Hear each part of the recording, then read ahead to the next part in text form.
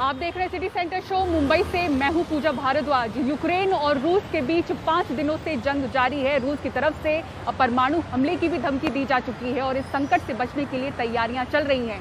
इस बीच ऑपरेशन गंगा के तहत यूक्रेन में फंसे भारतीयों को लाने का प्रयास भी भारत की ओर से जारी है। एयर इंडिया की फ्लाइट से आज 240 भारतीय दिल्ली पहुंचे हैं। अब तक यूक्रेन से 1400 भारतीयों को भारत लाया जा चुका है और विदेश मंत्रालय के मुताबिक अब तक 8000 भारतीय यूक्रेन छोड़ चुके हैं।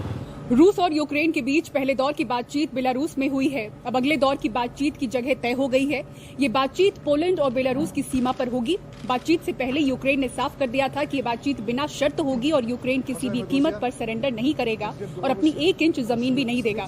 साथ ही राष्ट्रपति ज़ेलेंस्की ने रूसी सेना को चेतावनी भी दी है कि जान बचानी है तो यूक्रेन से तुरंत निकल जाएं।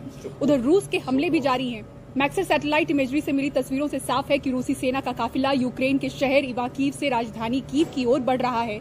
जिस वक्त ये तस्वीर है उस वक्त ये काफिला कीव से 40 किलोमीटर दूर था। इधर विदेश मंत्रालय ने कीव में रह रहे छात्रों को रेलवे स्टेशन जाकर ट्रेन पकड़ने की सलाह दी है। हमारी दूतावास ने एक एडवाइजरी जारी की है कि जो है कीव शहर में स्टूडेंट्स, अभी वहां पे कर्फ्यू नहीं है। आप निकल के जितना दूर हो सकता है आप रिस्क ना लेके कीव स्टेशन पे जाइए। वहां से ट्रेन्स चल रही हैं। आई थिंक कुछ फ्री, बिना शुल्क के वहां पे ट्रेन्स चल रही हैं। भीड़ होगी, हमारे अभी देखा मैंने एडवाइजरीज को फॉलो कीजिए। We are students from Kyiv. The embassy told us that we are being evacuated today, and we came all the way to Kyiv railway station, and we are being thrown out of the train. They are not even allowing us in. Indian students are being attacked with sticks and stuff. I hope we get this and do something that's really important right now, because as you can see the situation outside, there are hundreds of students here. We are all being stranded, so please do something real quick. और air India की flight आज 240 छात्रों को Ukraine से लेकर दिल्ली पहुंची है। Ukraine में फंसे छात्रों को भारत लेके आने वाली ये 6ठी फ्लाइट है। ये पहले हंगरी पहुंचे थे और फिर वहां से उन्हें दिल्ली लाया गया। अब तक तकरीबन यूक्रेन में फंसे 1400 भारतीयों को भारत लाया जा चुका है। आप यूक्रेन में कहाँ थे और फिर कैसे बॉर्डर तक पहुंचे, क्या हालात है वहाँ पर? मैं यूक्रेन में उजरोद से थी। उजरोद नेशनल यूनिवर्सिटी में पढ़ती थी। फिर वहाँ से हम लोग हंगरी गए, देन वहाँ से हमारी फ्लाइट थी। तो ये बताइए कि बॉर्डर पर क्या हालात हैं? बॉर्डर पर आप जैसे आपने बॉर्डर क्रॉस किया, वहाँ पर कितने छात्र होंगे, क्या हालात हैं वहाँ? सर जैसे जो ईस्टर्न और वेस्टर्न साइड है, लड़ाई सारी ईस्टर्न साइड हो रही है। हम लोग वेस्टर्न साइड से बॉर्डर क्रॉस किया था, तो वहाँ भी हालात थोड़े नॉर्मल हैं, लेकिन सर आगे जाके वहाँ भी हालात बहुत खराब होने वाले हैं। कुलदीप ये बताइए कि अपने आप को लकी मानते हैं, आप भारत पहुँच गए? बहुत ज़्यादा लकी मानते हैं, क्योंकि हमने देखा है वहाँ पे क्या कंडीशन है, कैसे लोग परेशान हो रहे हैं और बच्चे बहुत ज़्यादा डरे हुए हैं। बहुत बच्चे डिप्रेशन में आगे कुछ कर लें या कुछ प्रॉब्लम्स हो जाएं। तो बस हमारी यही एक इंडियन एम्बेसी से अपील है सारे बच्चों की, हमारी भी, कि वहाँ से उन बच्चों को निकालें, उनको फूड प्रॉपर सप्लाई करें। जब से युद्ध शुरू हुआ कितना मुश्किल वक्त था आप और कैसे निकले वहाँ से? सर वहाँ पे बहुत ही क्रिटिकल सिचुएशन है, बट जहाँ पे हमारा यूनिवर्सिटी है उजरोड नेशनल यूनिवर्सिटी, वहाँ पे ऐसे हालात नहीं है क्योंकि हम हंगरी बॉर्डर के नज़दीक थे। और एयर इंडिया की फ्लाइट को उड़ा रही थी शिवानी कालरा, जिनसे बात की हमारे सहयोगी मुकेश सिंह सेंगर ने। शिवानी जी, इस पूरे ऑपरेशन का जो अनुभव है वो कैसा है आपके लिए? बहुत ही डिफरेंट था, बहुत ही स्ट्रगलिंग था, थोड़ा डर लगता है। ऑफ कोर्स ऐसे आप एरिया में जा रहे हो, अननोन फील्ड में जा रहे हैं आप, लेकिन बीइंग अ पायलट इन्हीं सब चीज़ों के लिए आपको हमेशा तैयार रखा जाता है। बीइंग अ पायलट आपको ऐसे ही सर्कमस्टांसेस के लिए किसी भी टाइम रेडी रहना पड़ता है। एक्सपीरियंस इसीलिए ये थोड़ा प्राउड का था क्योंकि ऐसे बहुत सारे बच्चे जो वहाँ पे पढ़ने गए हैं, जिन्होंने अभी लाइफ तक नहीं ढंग से देखी है, उनके साथ इतना सब कुछ हो रहा था, उनके आसपास में इतना सब कुछ हो रहा था, तो उनको वापस सेफली लेके आना और उनके चेहरे पे वो सुकून और खुशी देखना, और इट फेल्ट प्राउड। और बाकी आपको पता ही है कि जैसे ही इंडिया में वो पहुँचे हैं, जैसे ही एयरक्राफ्ट लैंड किया है, तालियों की गड़गड़ाहट के साथ पूरा एयरक्राफ्ट गूंज उठा था और तब हमें यकीन हुआ था कि कितना मायने रखता था इन लोगों के लिए यहाँ तक पहुँचना। और अब भी तकरीबन 14,000 भारतीय देश लौटने का इंतजार कर रहे हैं, जिनमें सबसे ज्यादा छात्र हैं। बहुत बड़ी संख्या में छात्र यूक्रेन से लगे देशों की सीमाओं पर जमा हैं, जहां वो मुश्किल हालात में रहकर मदद का इंतजार कर रहे हैं। रोमानिया से लगी सीमा पर कई छात्र बर्फबारी में फंसे हुए हैं। और यूक्रेन में छिड़ी जंग के खिलाफ दिल्ली के यूक्रेन के दूतावास पर कुछ लोग जमा हुए और दिए जलाकर अपना दुख दर्द जाहिर किया।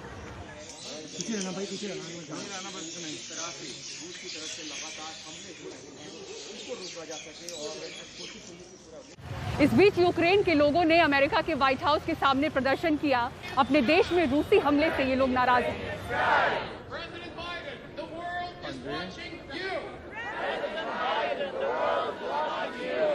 हमारी सहयोगी ज्योति हायर ने कीव स्टेशन पर मौजूद कुछ भारतीय छात्रों से बात की।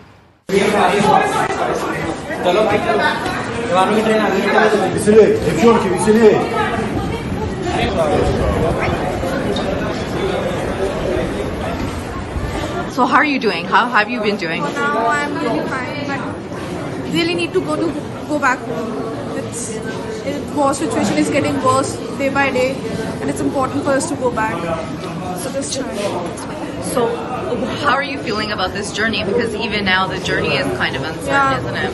It's so unsure what might happen on the way, but they are assuring that it will be safe for us, the Hungary border. So let's hope so. It's good. What's it called? The thing they put out, they said the Indian embassy is arranging trains for Indians. They're not arranging. They're just telling it that this is the window. Just go to the railway station. Have you been talking to your family in India? Yeah. How are they feeling? They are. What can I say? They are tensed about us, but at the same time, they want us back as soon as possible. There's no train, no resources from the Indian embassy. Zero. And they're not letting us. They pushed us away. All the Indian students, they pushed us away. The Ukrainian people. There is no Indian officer helping us out.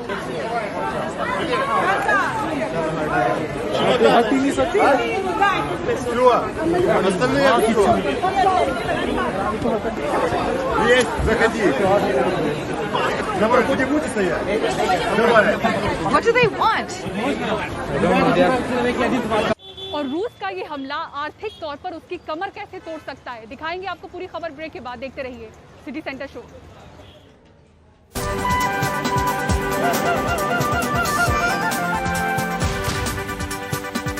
Ukraine पर हमला रूस पर आर्थिक तौर पर भारी पड़ता हुआ दिख रहा है। पश्चिमी पाबंदियों के बाद आज सुबह रूबल 30% गिर गया।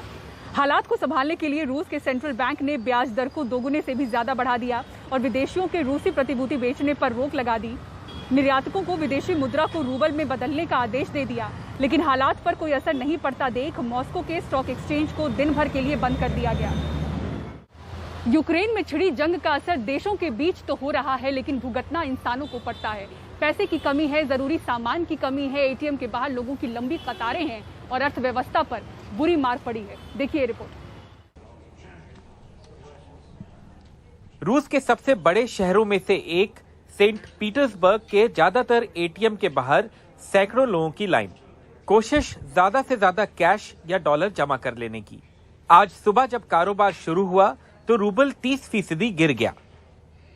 रविवार को यूरोप और अमेरिका ने सख्ती की। पहले कुछ रूसी बैंकों पर अंतर्राष्ट्रीय बैंकिंग पेमेंट सिस्टम स्विफ्ट में पाबंदी लगा दी गई और दूसरा रूस के केंद्रीय बैंक पर पाबंदी। एक इतनी बड़ी अर्थव्यवस्था के लिए दोनों पाबंदियां अप्रत्याशित हैं। बैंकों पर स्विफ्ट वाली पाबंदी से रूस के लिए और रूस से अंतर्राष्ट्रीय भुगतान बहुत मुश्किल हो जाएगा। इससे रूस को कच्चे सामान के लिए भुगतान करने में मुश्किल होगी, जैसे कि हथियारों के चिप वगैरह। रूस को गैस और तेल के लिए भुगतान वाले मामले को लेकर अभी कुछ असमंजस है। पुतिन का समर्थन करने वाले बड़े लोगों में शामिल ओलिगार्क्स को दुनिया भर में फैले अपने पैसे और संपत्तियों में नुकसान होने लगा है। सभी रूसी उड़ानें और रूसी मिल्कियत वाले विमान यूरोप में नहीं उड़ सकते हैं। इन सब कदमों से पुतिन के लिए इस लड़ाई को चला पाना मुश्किल हो जाएगा। इससे उनकी अर्थव्यवस्था पर बुरा असर होगा।